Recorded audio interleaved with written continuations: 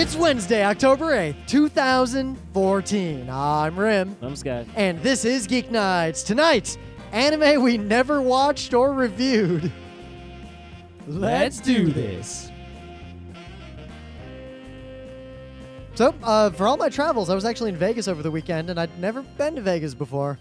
Okay. So, my expectation of Vegas was basically based on how I'd seen it portrayed in the media and based on other people I known who'd gone there, which pretty much was exemplified by the old Vegas Strip. And the new Vegas Strip is way different. And I have to say, and I'm not going to review Las Vegas right here, I was surprised at how enjoyable a trip to Vegas actually was. Yeah. Have you been there? No. So, okay. But my expectation was not based on incredibly old media. Okay, but what would your modern, expectation be? Everything's really fancy and really touristy, but there's, tons of stuff to do all over the place, not just gambling, even though there is gambling everywhere. And you can just sort of, have a good time if you spend money. And there's lots of shows and foods and I would like in the whatnot. new strip because what they've done is they basically, like, along the main drag, you can't actually even get to the street. They sort of built up these, like, overpasses and pathways connecting everything so that you're just basically like being on a giant cruise ship except just floating in the sand instead of in the water. Yeah. The cool thing, though, is that the airport is literally, like, you could walk from the airport to most of the hotels. But for the fact that you're not allowed to walk out of the airport as far as I can tell. Remember, it's a desert, right? So they just put everything right up on top of each other because we're all, Well, yeah, you say it's that. not but like there's any. It's not like say in New York where there's a geography issue. Well, Scott, you say that, but most airports in desert cities other than Vegas are not literally downtown next to all the hotels. Most desert cities are not just tourist destinations and nothing else. There are apparently people who live there, but what was funny Yeah, is there Emily and I went for a run in the morning, and we're going out, and we tried to get off the strip just to, like, run outside of, like, the crowd, and there was almost no way to get off the strip. So we finally get off, and then we ran, and then there was no way back by our hotel to get back on the strip. We were, like, behind Las Vegas. It was like being in an alley next to an amusement park with no actual way to get into the amusement park. But yeah, it was a super good time. And I saw Penn and Teller. And the thing I can say about Penn and Teller's, they put on the same good old show that they've always done in all their lives.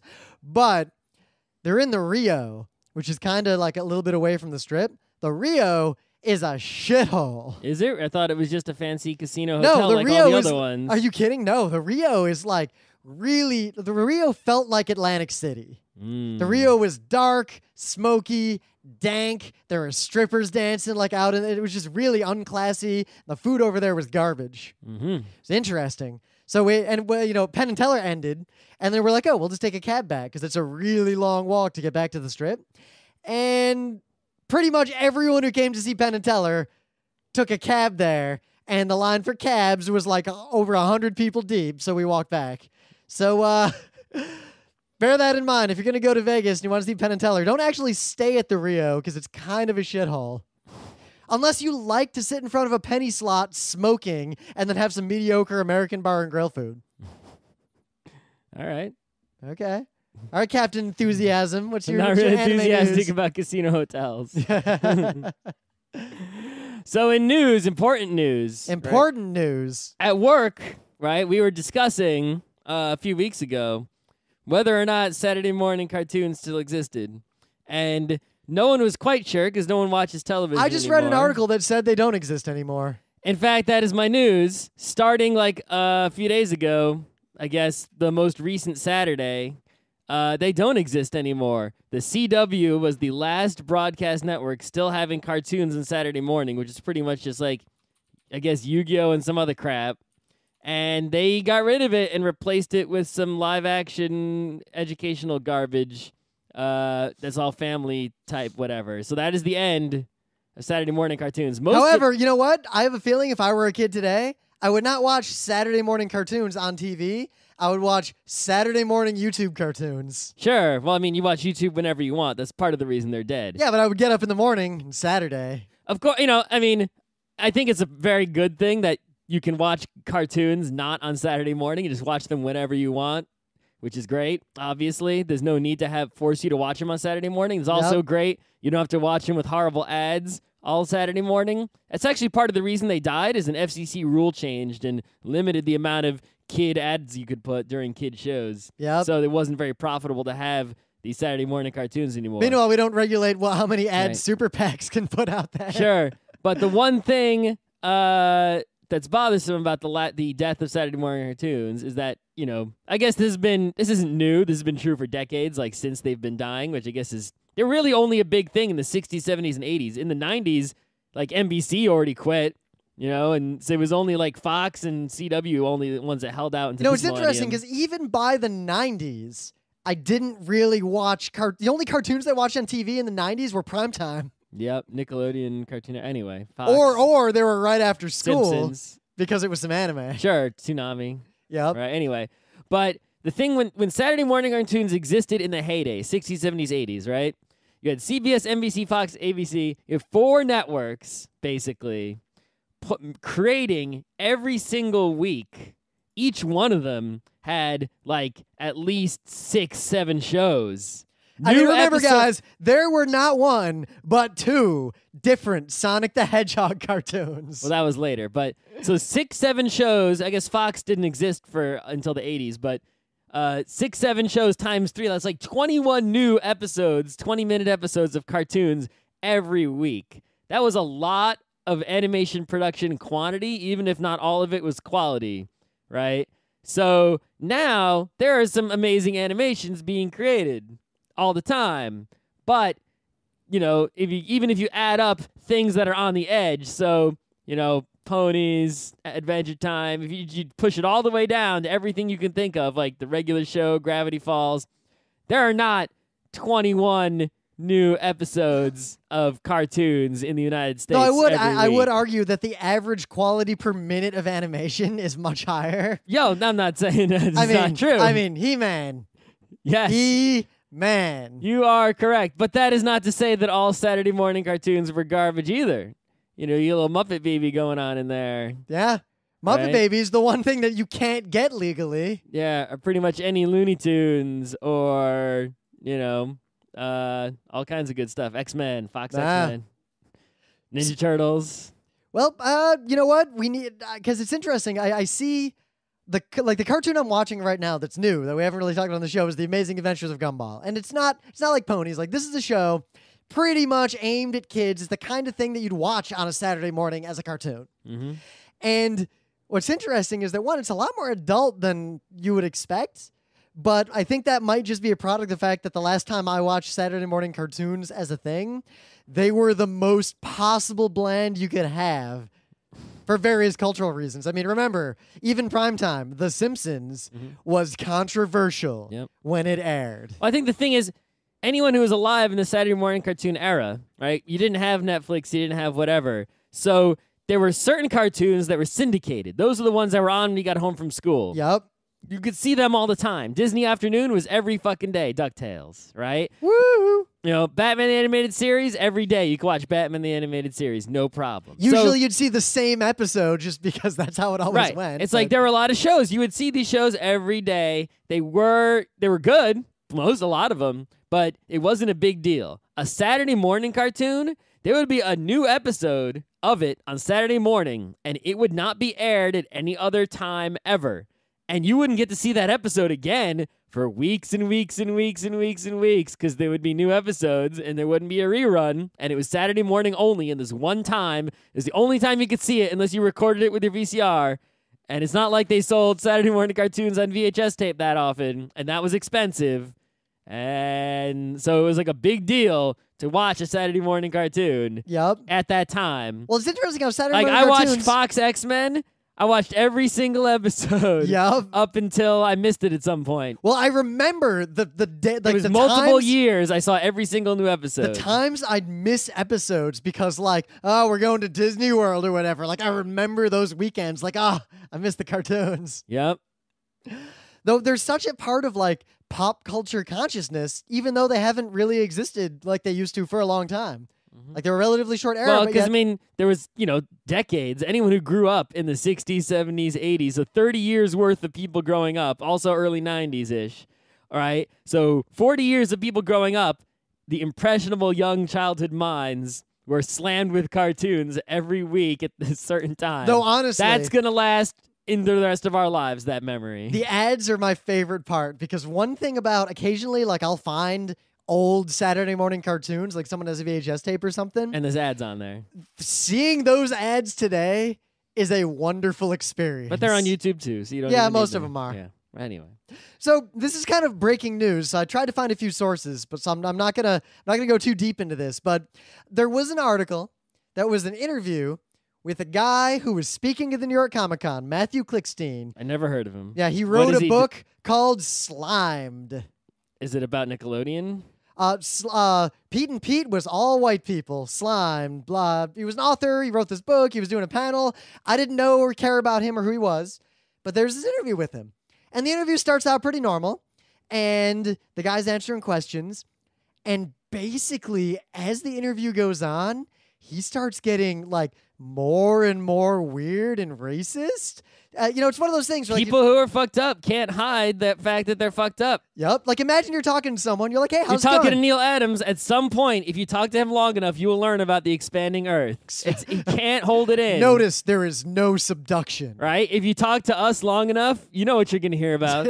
Some game theory, maybe. Yep. It's going to come out. Rim's going to talk about the gaze heuristic. Scott's going to talk about dude, bro. We got our thing. Right. So if you talk to someone long enough, the thing that they're into is going to come out. It's even if you don't guide the conversation in that direction. So this thing just it starts out, it's one of those things where someone says a few words that your brain says, that there's no way he means it the way I think he might mean it. Right, someone says something on the edge. Yep. Like it could be interpreted as, a legitimate point, but it could also be crazy racism. My favorite part about this isn't the guy going increasingly racist. It's the interviewer reacting to this and basically starting to argue with him a little bit and just not really sure what to do. I would just be like, wow, you are a crazy fucking racist. Yeah. So I'll give you a quote. This is a quote with the guy said. I'm going to let everyone know this. This interview is going to be posted everywhere, and your career will end. Good day, sir. Well, what's interesting is it's kind of like with those people who get interviewed by The Daily Show. Or bad day to you, horrible person. But not good day, sir. Do the people being interviewed by The Daily Show not realize they're being made fun of? Well, there was that one with the Native Americans. Yeah, that was beautiful. That was epic. That was amazing. That was Scott Tanner and let me drink your tears. Oh yes. Quote, I think it's worse when they shove diversity in there. Sanjay and Craig is a really good example. That's a show, by the way. It has an Indian kid in it and a snake and stuff. All right. Which, funnily enough, is written in part by Will McRobb and Chris Viscardi from Pete and Pete. That show is awkward because, and I'm quoting exactly here, there's actually no reason for that character to be Indian. What reason is there for them to not be Indian? There's no reason for Pete and Pete to be white. Yes, that is, and the entire article, the entire interview, just from that moment goes downhill. So the news is that the New York Comic Con, as far as I can tell, this just happened like a few minutes ago. So I'm going on, I found a few sources. I'm pretty sure this happened. New York Comic Con was like, yeah, your Nick Nostalgia Night panel is canceled. Okay. So, things move quickly. So is this guy from a particular company, or is he just on his own with this book he wrote? Not sure. I got to do more research on him, but he wrote the book. I would take his badge away. Yep. Right? I mean, people would be like, freedom of speech. It's like, yeah, he can say whatever he wants. But he's not coming to my house. This is a private convention. We can deny anyone entry for any reason we feel like. Guys, Keith Apicary can't come to PAX. Yeah. That's just how it goes. Right. So, yeah, if you find out that you're racist, we're just going to deny you entry because we can and we want to because we don't like racism. Oh, and by the way, if I was also in charge of New York Comic Con, I would figure out whatever company he works for and whatever friends he has and deny them entry too. I'd be like, your whole company can't come. Booth taken away. No refund. Fuck you. Just to really dry. Even if he was like working for Marvel, drawing a comic, I'd be like, Marvel, you can't come. I would do that. I would go that big just to be like, boom, take that. What now? Maybe you shouldn't hire racist people. And then every company would start checking every employee. And it would be great. Do we get Dora the Explorer was certainly something of a success, but there's no reason for Sanjay to be Indian at all. No one working on that show is Indian. They're all white. It's all white people. Blah blah blah. And like that's the so moment. white where, people should only make things with white people in them. Yeah, and then he starts accusing it of being blackface. And then at one point, the interviewer, let me find this moment. Is this Sanjay actor not an Indian person? Yeah, I'm trying to find the moment where Is it a person pretending to be Indian? So here's what the interviewer says after this guy goes crazy for a while. Why does he stand there and let him do this? Just like, keep embarrassing yourself. Let's get more crazy video content because it's going to get mad hits of people wanting to see how horrible you are. There's a lot of other issues going on when you're working with people with disabilities. I wouldn't want to see. On the one Why hand, do it? Why do it at all? If you're going to do it, hey, look, there's our Indian guy. We're doing it too. We got Indian guys, blah, blah, blah. And then he's doing this rant, and then the interviewer asks this question. Doesn't even ask the question. Let's see if this interview is better than what I quote, can come up here's with. the interviewer. Sanjay is voiced by an Indian-American actor. Oh, it's a cartoon. Okay. Yes. There you go. He just jumps right in there.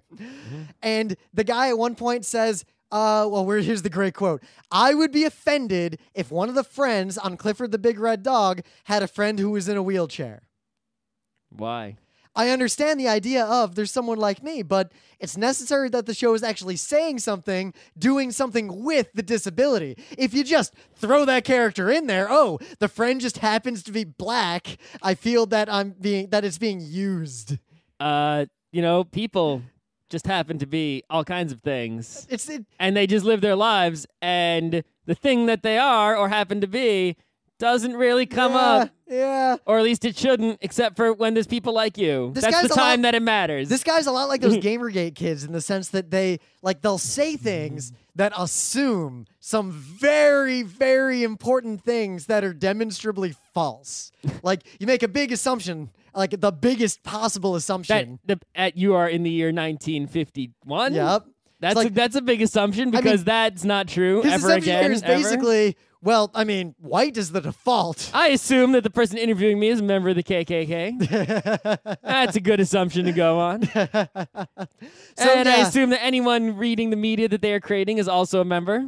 So, I got two sources on this. So, if it ends up that it was not canceled, I retracted. But for now, good job, New York Comic Con. Yep.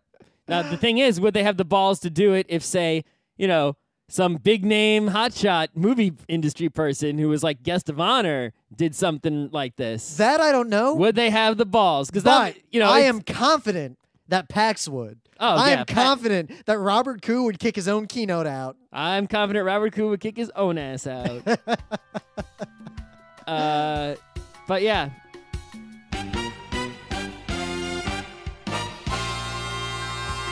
Anyway, things of the day. It's not a video. If you want to see a video instead of my thing of the day, go to College Humor, click on something. They're all funny. Okay. So, this is a quote from the Anime News Network forum from Masa Juice. What? Why is your thing of the day a quote from the Anime News Network? Because it's so beautiful. Why did you dive into one of the bowels of the internet to find anything? Oh, I did not dive in to find this. Colony Drop posted it, so I just got to enjoy it without having to go in there. All right. So it's like when someone else goes swimming in the poop field and comes back with a diamond, and you can look at the diamond without swimming in the poop. All right. So, like Zach Bershey, for example, my hat is off to you. You swim in a sea of effervescent poop for my amusement. All right. Quote, I think that Anime News Network should stop making preview guides because reviewers only write their spelled wrong on opinion, and most of the time they make all anime look like a waste, as in my waste, of time and mizzled potential viewers. Misled. So, for all so-called reviewers, I could go fudge yourself and then burn together with yours opinions. Okay, so first of all, most anime is a waste of time and garbage. Yes. So those are accurate guide. Also, let me give you a review now of an anime that has no opinion. Yeah, no opinion, Scott. No opinion in this anime review. You ready? You gotta be objective. All right, so the anime is gonna be, let's look on the shelf. What's on the shelf there? Over there? I don't know, do Golden Boy. Golden Boy? All right, here's a review of Golden Boy that is no opinion in it whatsoever. Golden Boy is an anime. It was made, I don't know the exact year, 90s-ish, I'm guessing. I would say the exact year by looking it up. In retrospect, I should have randomly said the name of an anime that we both remember more something about. that we know more information about without having to look it up. it has X number of episodes. Sailor Moon is 200 episodes long. It's based on a manga about magical girls, but it is significantly different from the manga in many ways. It was drawn on cells. In the story, there are girls who are visited by cats given magical powers, and they have to fight against dark forces to save the world from destruction. Wait. They're not necessarily all dark forces. Forces of Queen Beryl and others. That is technically true. Okay. Yes, okay. There are transformation sequences in it. It is a magical girl show. They used color. They did use color. Episodes are 20-something minutes. Dubbed in English by Deke. On Crunchyroll right now. Well, Crystal's on Crunchyroll right now. Oh, yeah. The other regular one's on Hulu. And yeah, that's about it. Yeah. That is an objective review, just the spec sheet. This is amazing. If I say anything such as awesome transformation sequences, or suddenly that's opinion. So I don't know. So the reason I make this my thing of the day is that in the anime fandom, this sentiment is so prevalent and so common. We should make the no opinion review site and then of everything and see what people say. Well, there used to be those old reviews that were mostly review like the encoding quality and whether like how many channels were in the audio. Okay, so that was specifically anime on DVD, which no longer exists. I don't know if people remember how good anime on DVD was actually really useful because it had the list of like animes coming out. When there was no sheet and whatever. But its reviews were...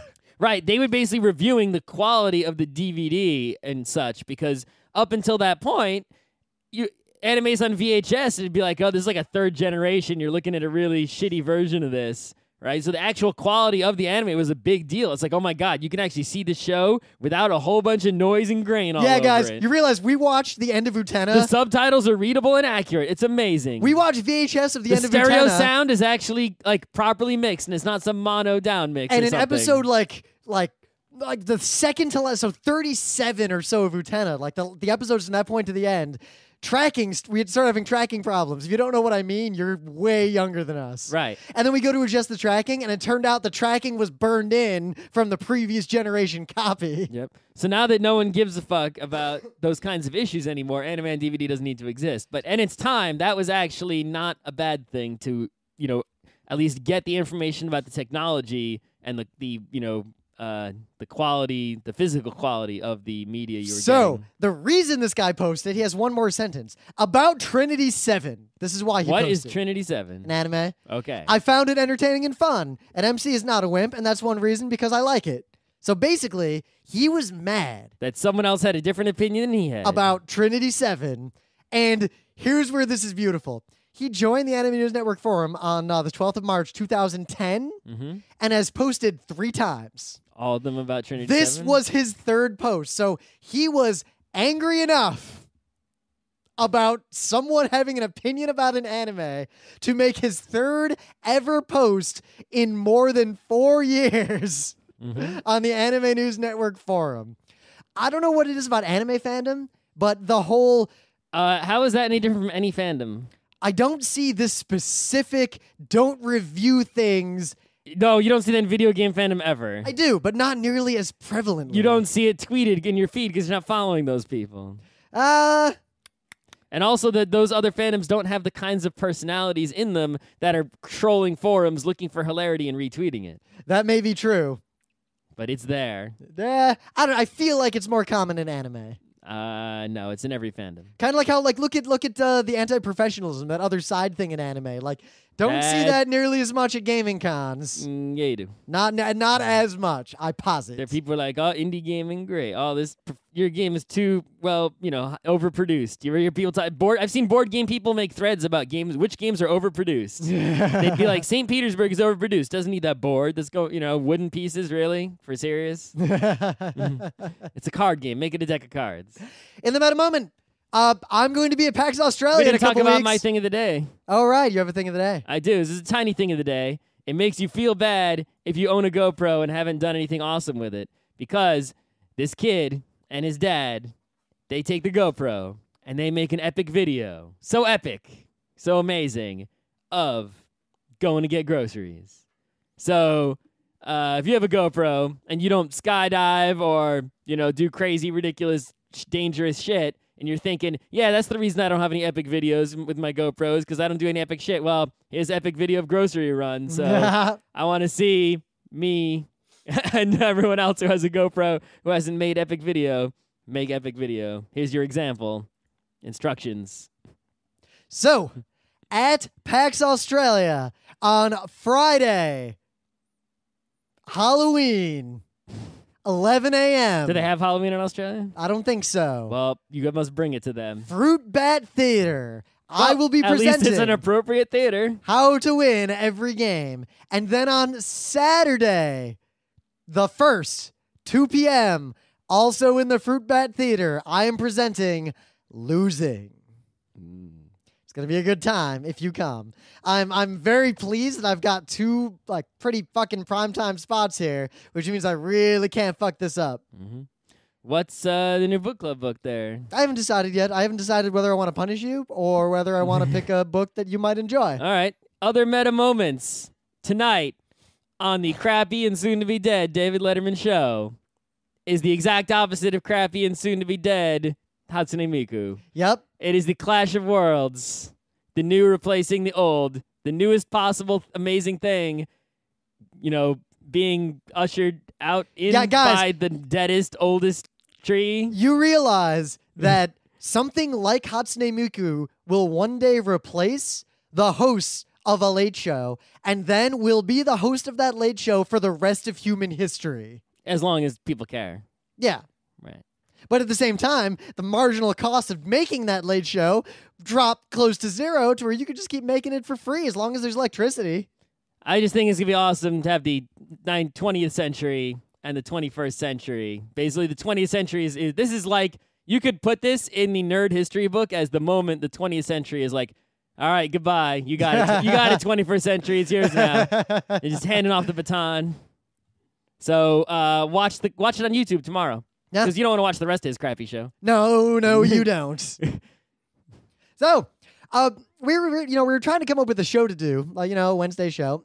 And this is all Rim's idea. Well, did you have an idea? No. Okay. So, we realized, we've been doing Geeknights for almost a decade.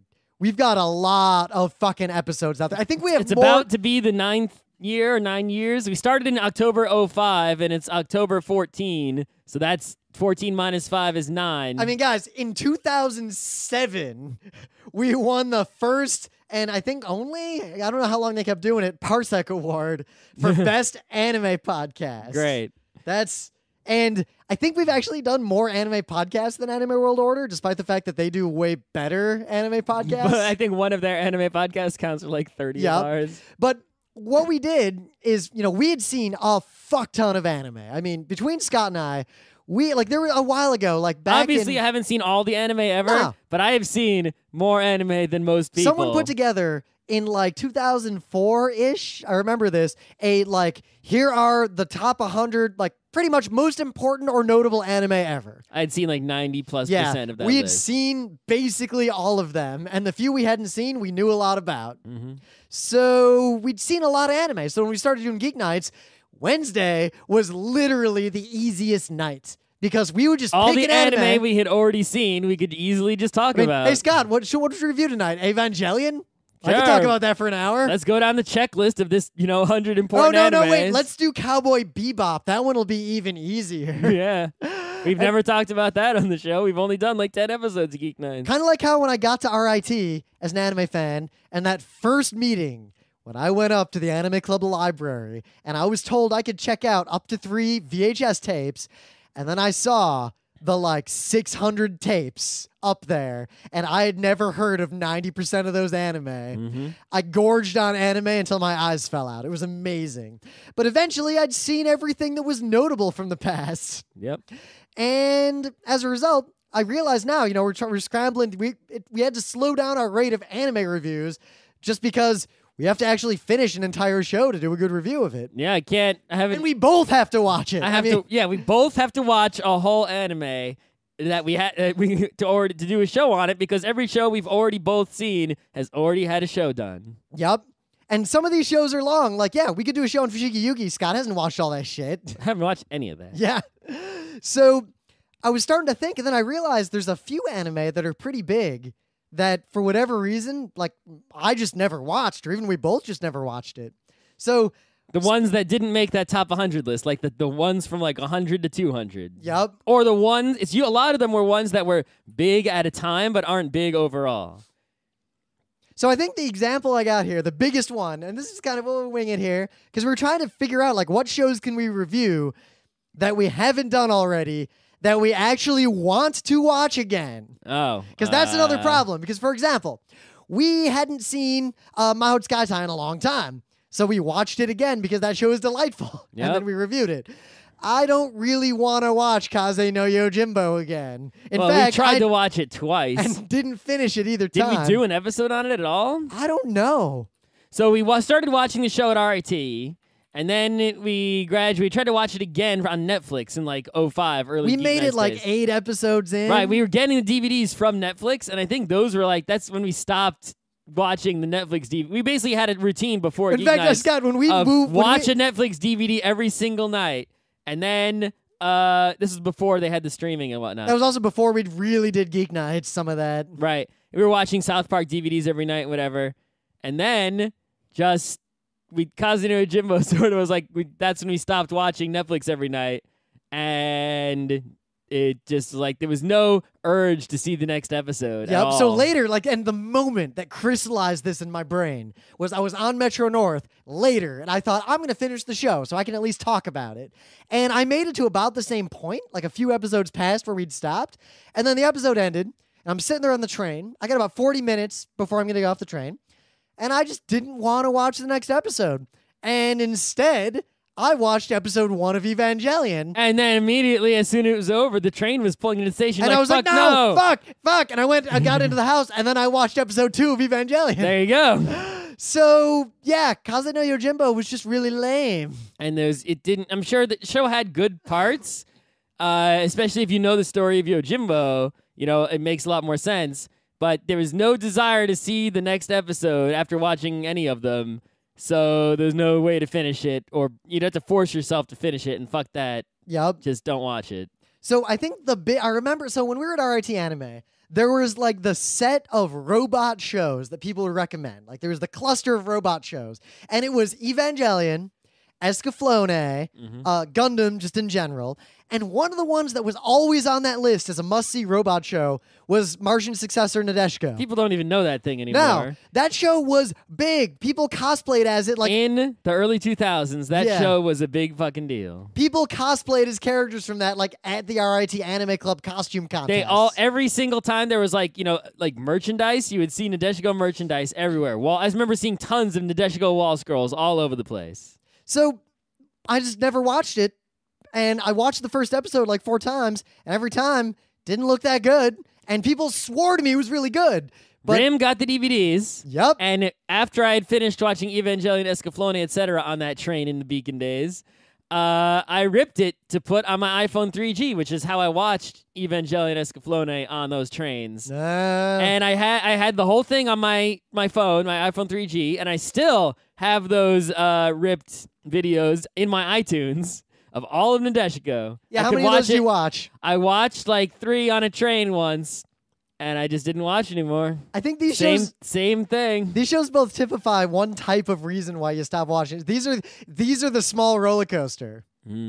I probably would have really liked Nadesico if I hadn't already seen Ava. Maybe. Probably would have really liked Kaze no Yojimbo if I'd never seen, I don't know, like Cowboy Bebop. In high school, I would have watched the fuck out of pretty much any anime you gave me, no matter how bad. Oh my god. I mean, high school is when I watched shit like Doom Megalopolis and Armageddon because that was all I hadn't seen at Blockbuster. It's like Fatal Fury on Sci-Fi Channel? Oh, yes. Now? Yeah, no.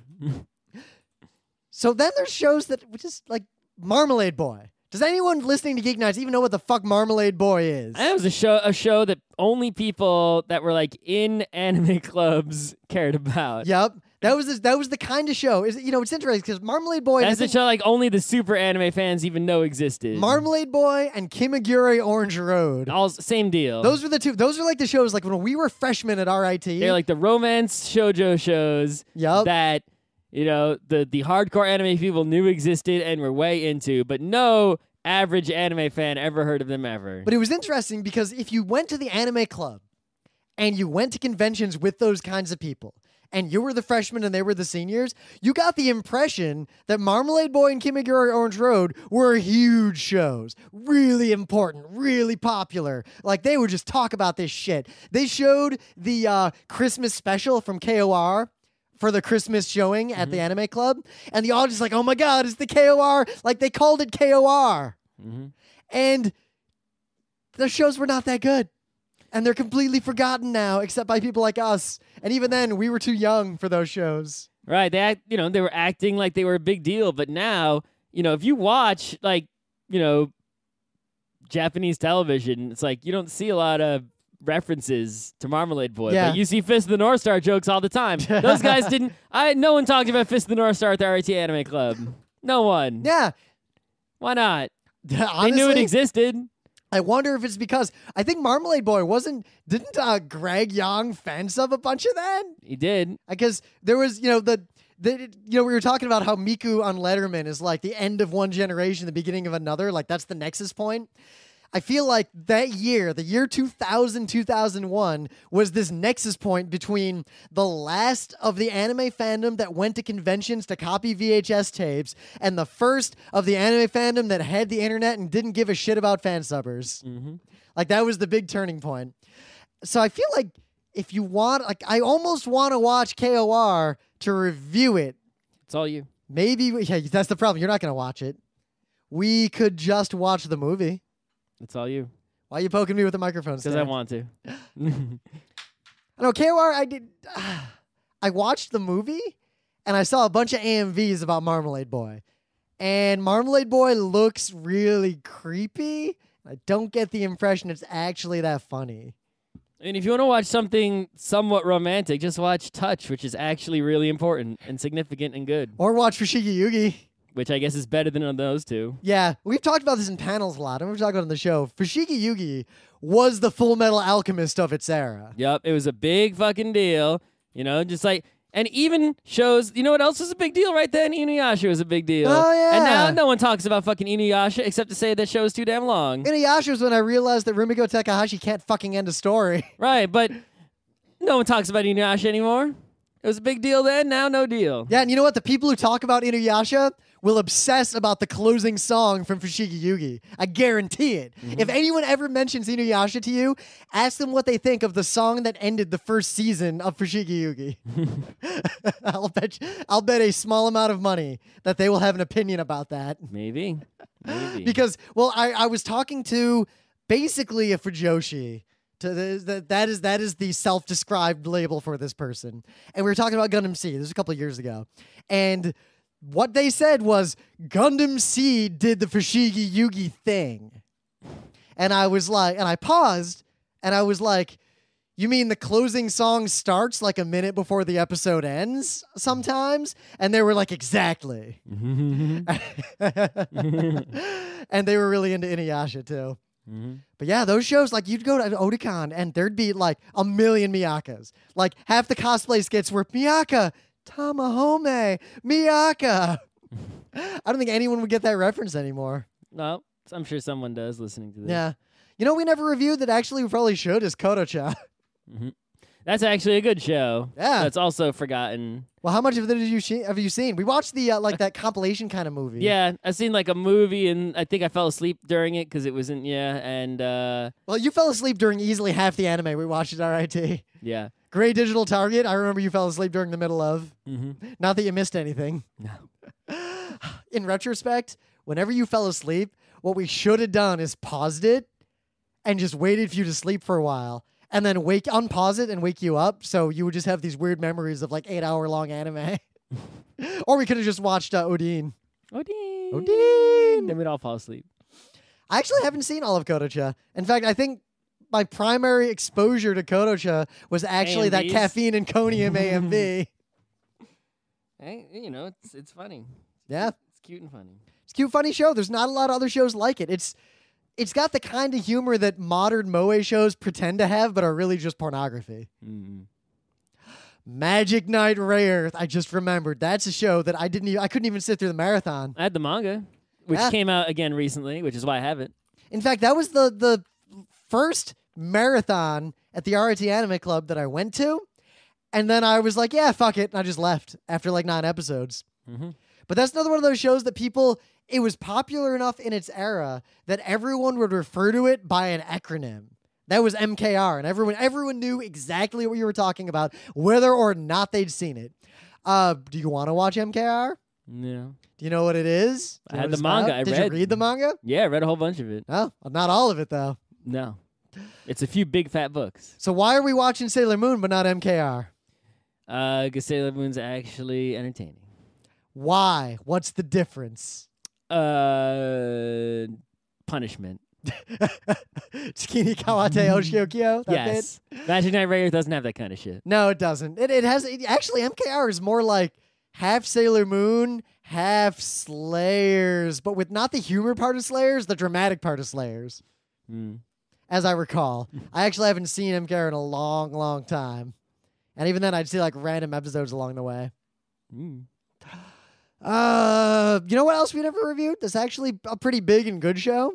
Lodoss War and Oh My Goddess. Well, okay, so those are 2 different shows. Yeah, but they're both like early formative American fandom shows. Right, so Lodoss War, when you went to like, the FYE or whatever, and there were VHS tapes of anime in the late 90s, Lodoss War TV, those red boxed ones, were always there everywhere. They were widely distributed and easily accessible. So that sort of made it a bigger deal than it needed to be. Of course, Lodoss War OVA is the only thing that's actually good, besides Lodoss Island. It's not actually good, in my opinion, in retrospect, having watched it again relatively recently. When was recent? Like 3 years ago? Yeah, I think we watched it at Beacon once, and I think we did do an episode on it. I couldn't find one in a cursory search. All right, well. In my opinion, Lodoss War was great for me as a kid only because I was D&D starved. Yep. And it was anime about D&D. Mm-hmm. That is the only reason I liked it. Mm-hmm. And part of it was that for a while, I only had access to like the first 2 episodes-ish. So I was really obsessed with what happened later. Just like Arslan, Heroic Legend of Arslan. Like I was really obsessed with like what happens next. And then I watched the end of Lodoss War and I was like, oh, that didn't really go anywhere. And then I found out there was no more Arslan. No, something happened. The Arslan manga is still going for real. real. But the anime just I think cut there's off. actually, I've read a news about like something big's happening in it soon. There's like a special announcement or something. It could be that it's ending. It could be a big twist is happening. Who knows? Yeah. But Oh My Goddess, like that was another one of those like ridiculously popular forever. That was a lot things. like Nadesico, where it was everywhere. There was merch for it everywhere. And part of that was because Dark Horse was pushing the manga really hard. Yep. In the U.S. And also, I mean, there was the original OAV, and then there's like a bunch of other related things. Oh My Goddess stuff that came later. There's the movie. The manga finally ended sometime recently. Yeah. Super long running. I wonder if they ever had sex. I don't know. That's actually all I wondered. Because nothing fucking happened. The art was beautiful, but nothing fucking happened in that manga. That's the one thing I remember. Oh my God, there was like the number one thing that you would hear about it was and see in all of the merchandise and other artifacts was just like how crazy amazing the art was. It looked like super colorful and clean and sharp. Designs like in the the CG days that we have now, where computers are even used to make 2D animation. But it was hand-drawn in the olden days. Yup. And it was like, wow, it's just a TV show. It's not even like Akira, a movie or anything, but look at the way it looks. But I feel like we should actually, because I haven't seen it in a long time, and I don't think you've ever seen it, we should watch and review the original Oh My Goddess OAV. Sure, you go get on that. Well, it's 5 episodes, Scott. That is less than like one mid-arc of Sailor Moon. Are they 20-minute or is it an OAV where they're longer? I think they're 23 minutes. I haven't seen them in a long time. Yep. And actually, I remember I skipped, I think, the 3rd episode because the tape at Anime Club like wouldn't play in my VCR. So I skipped that one. I never ended up seeing it. And actually, despite owning it and having paid $25 for the DVD when it came out, I never actually watched the Oh My Goddess movie. Mm-hmm. Just for whatever reason. Wasn't that the one that you cosplayed as? Yes, that was the one I cosplayed as. Yeah, that one had like the even better arts. People were like losing their shit over how that movie looked. Yeah, I remember we showed it at the anime club, and people like lined up. And wasn't it a really bad movie? I don't know. I didn't watch it. Me we had either. because I was running the club. When I ran the club, I couldn't watch any goddamn anime. I didn't watch that. Yeah, because everyone lined up, and we actually had to kick people out of the room. Actually, one of the main reason I didn't watch it is because I'd never seen any other Oh My Goddess, and I was like, well, this isn't going to make any sense to someone who's never seen any of it. I thought it was like, an ending movie or something like that. Nah, it's not like the third Tenchi movie. It's a compilation movie? I feel like we'd know. It's just you could watch. It's like the Tenchi movie. You can watch the first Tenchi movie knowing nothing about Tenchi, and it's a fine movie. It's like the Sailor Moon movie you reviewed where it's Candy something Moon. Yeah, basically, like the movie, just like it's fine. You don't need to know anything. The movie will reveal everything you need to know and just throw you into it, and it's fine. Actually, you know what that reminds me of? YUA. Another one of those acronym shows. Yeah. You're under arrest. All I know about it is it's Comedy Police Girls. Well, we showed the episode with the hurricane, and there's the phantom speeder who only comes during hurricanes and goes speeding because the cops can't catch him. We showed that like every year as a tradition in the anime club. That was actually, I don't remember it. You know what it was? It reminded me a lot of Patlabor in the sense that it's like, it's that camaraderie comedy of a bunch of people who have a sort of police military kind of job, but it mostly focuses on just them and their own like personal funny drama. And also Rhythm and Police or Gunsmith Cats. Oh yeah, it's not called Rhythm and Police. I know. You just don't remember what it's called, do you? That's correct. It's called... It's called... You're going to say it and I'm going to go, damn it. Yeah, I don't remember either because I remember it was even though I've seen all of it, even the TV episodes. It's a Japanese phrase that I kept fucking messing up. I'm trying to look it up now.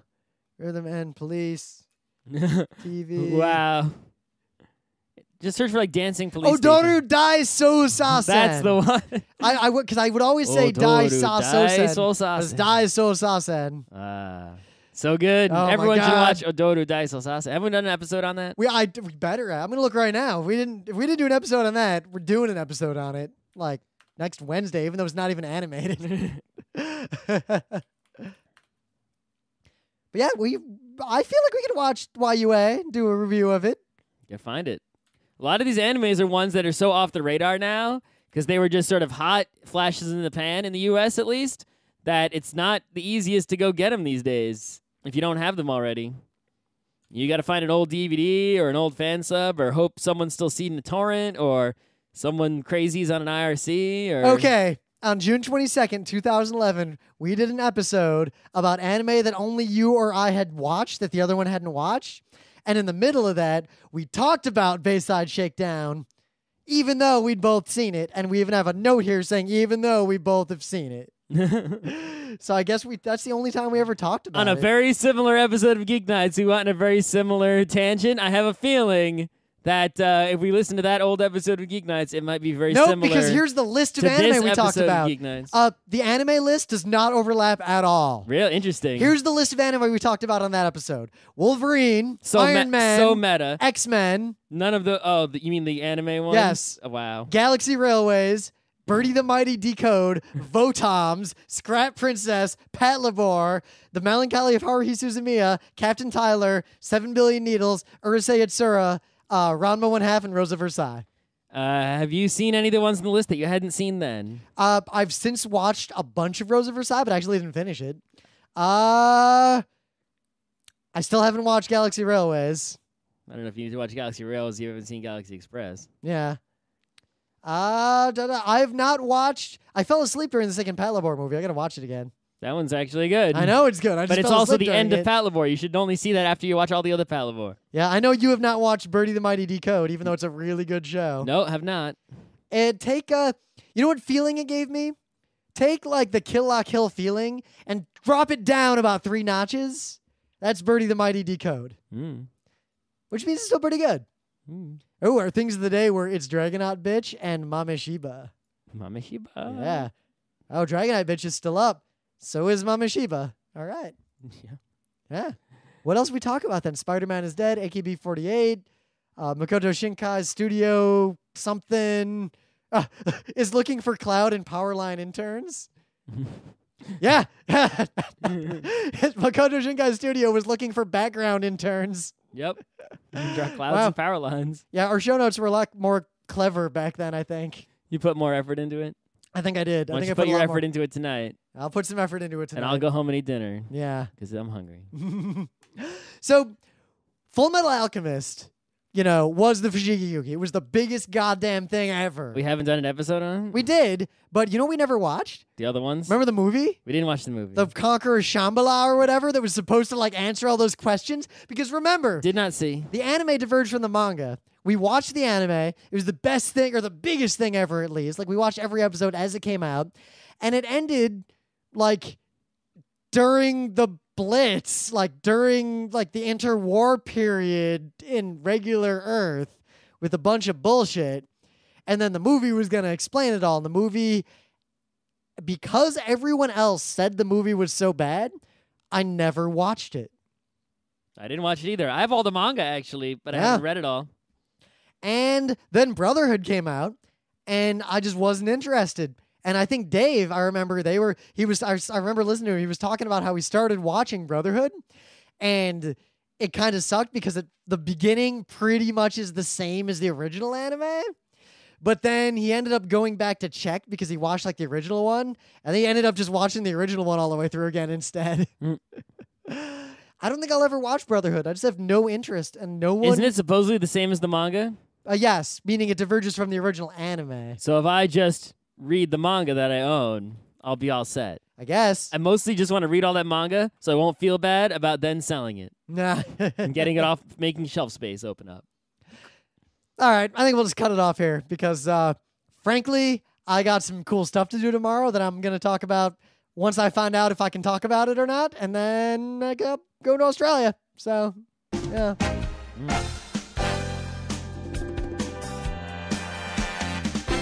This has been Geeknights with Rim and Scott. Special thanks to DJ Pretzel for the opening music, Kat Lee for web design, and Brando K for the logos. Be sure to visit our website at frontrowcrew.com for show notes, discussion, news, and more. Remember, Geeknights is not one, but 4 different shows. Sci-Tech Mondays, Gaming Tuesdays, Anime Comic Wednesdays, and Indiscriminate Thursdays. Geeknights is distributed under a Creative Commons Attribution 3.0 license.